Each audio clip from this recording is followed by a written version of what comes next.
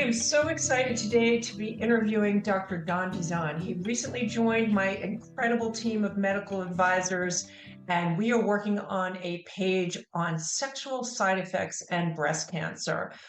Dr. Dizon, I just want to know why you decided to be part of Learn Look Locate, and then can you share a little bit about why this particular topic you chose to contribute to this global mission?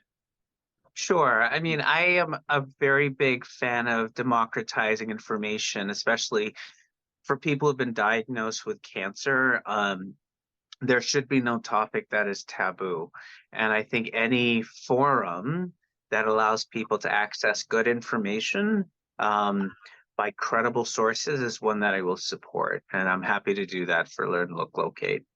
In terms of sexual side effects and sexuality after cancer, it still is one of those topics that's very often ignored.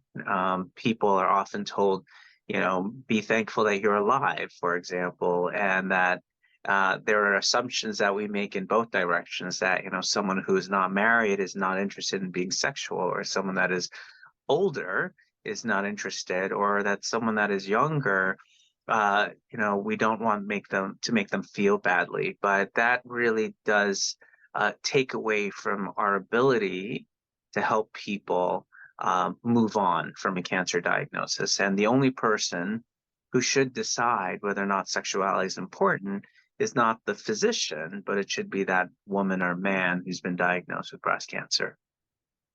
Do you think, Dr. Dizon, this is talked about enough? I mean, I, as a survivor, I have my opinions, but I'm curious from your perspective.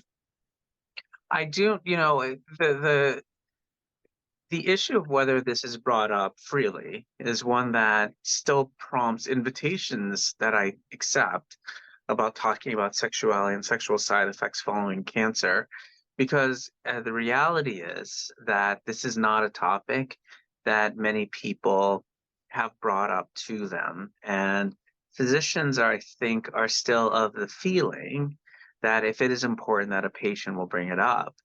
But the literature tells us that unless a doctor or a clinician opens the door to these kinds of conversations, it is not something that will be spontaneously brought up from a patient. And as a result, unfortunately, very few people have the opportunity to address this. So the attempts that I'm making are to raise awareness on the clinician side that this is a side effect, just like shortness of breath, just like GI changes like diarrhea, constipation, even nausea are things that can happen due to cancer therapy.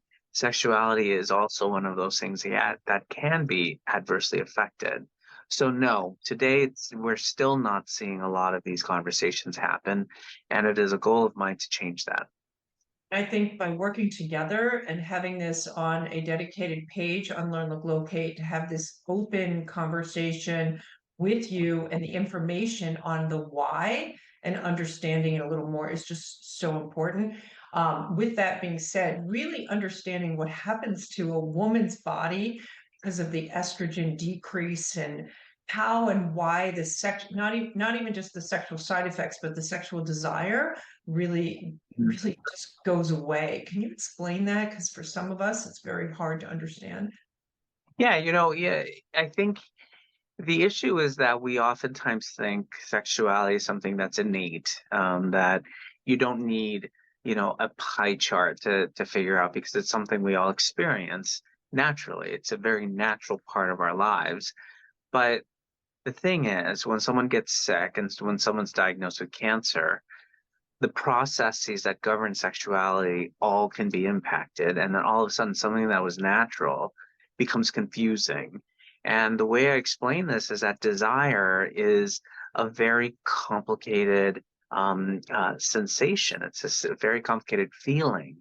And sexuality for women, especially, is also very complicated. It has all of these different domains that are affected.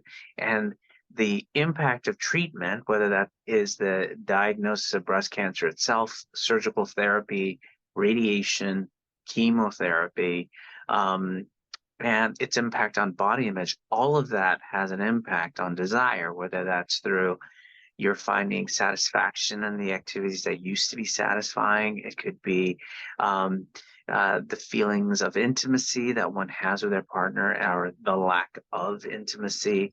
It can be how one looks at one's body, how one interprets touch, that whole notion of sensation and arousability.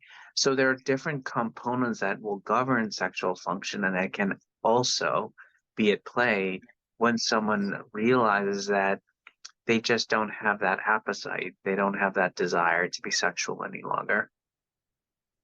And what can be done? I mean, it's really just, especially when you're estrogen positive, it's Yeah. a slippery slope. It really isn't. I mean, I think one of the things that is very helpful is legitimizing the what someone is going through. The whole process of giving a name to this, whether it's female sexual dysfunction due to breast cancer, due to treatment, giving something a name helps people process what's happening to them. And then also identifying a place to start in recovery. If desire is down because sex and sex acts are painful, then we need to work on the pain, for example. If desire is down because you and your partner are speaking very different languages, then we need to work on intimacy. And not everything requires a drug to treat it. But I think one of the biggest misconceptions for women with hormone positive breast cancer is that estrogen is not an option at all. While it is true, oral hormone therapy is not something we will prescribe or suggest you take if you're having menopausal symptoms or even just sexual side effects. Vaginal applied estrogen can be very effective in helping people address what's called the genitourinary symptoms of menopause, whether that's the dryness, the thinning of the vagina and vulvar tissue, and even the pain that is associated with both with intercourse or sexual play. All of those can be helped with vaginal estrogen. And while there are some data that shows there may be a risk towards recurrence, there is a bunch of other data that suggests it's safe. So again, it's about counseling, about options, being honest, but also providing both the potential benefits of treatment and the potential risks, and allowing the woman or to make a decision on whether or not it is something that she would like to embark on, and more importantly, supporting her in that choice. This is all new to me. I didn't realize there were actually safe estrogen type of treatments to be able to explore. Yeah. But to your point earlier, the conversation with the patient and the doctor, it doesn't come up at all, just so you Yeah, know. I mean, and I think, it behooves the person experiencing that to demand access to information or even expertise, and asking your clinician, I'm having issues with my sexual, like, who can I talk to? And not Mm. expecting your doc to be the person who may necessarily have that advice. But yes, we tend to lump all hormone therapies into one bucket, but there are systemic hormone therapies and there's also local hormone therapies, and the risks are different. Are there certain products that you feel safely to recommend to anyone going through some of the dryness and the painful part of what could happen?